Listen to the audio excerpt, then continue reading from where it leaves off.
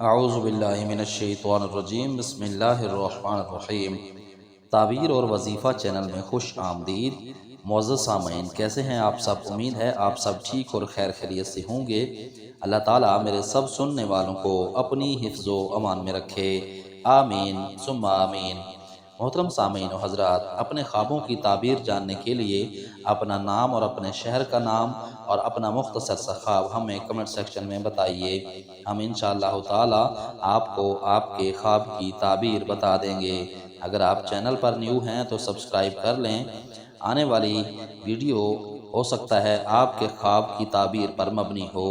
آئیے آج کے خوابوں کی تعبیریں سماعت کرتے ہیں۔ آج کچھ اسلامی بھائی اور کچھ اسلامی بہنوں نے خواب میں تمبو دیکھنے کے حوالے سے مکمل اسلامی تعبیریں پوچھی ہیں۔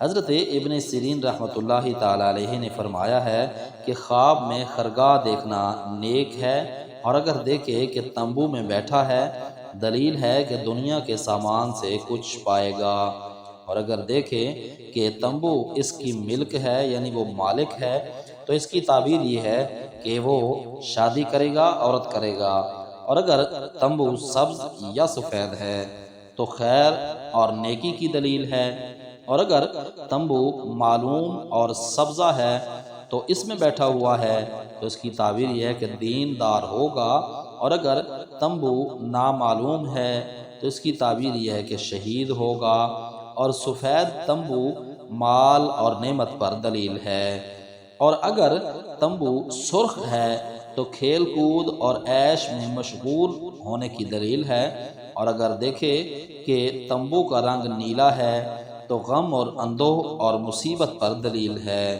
اور کالا تمبو دیکھنا تھوڑا سا نفع ہے، اور اگر تمبو اس کی ملک ہے یعنی وہ تمبو کا مالک ہے تو اس کی تعویل صاحب خواب کی طرف اچھا اور برا ہونے میں رجوع کرتی ہے، یعنی اگر دیندار اور نیک آدمی ہوگا تو اس کے لیے نیک تعبیر ہے، اور اگر بدکار شخص ہے تو اس کے لیے بری تعبیر ہے۔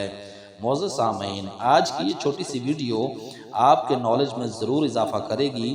آنے والی ویڈیو تک کے لیے اپنا اور اپنے اس چینل کا خیال رکھیے گا۔ تب تک کے لیے اللہ حافظ۔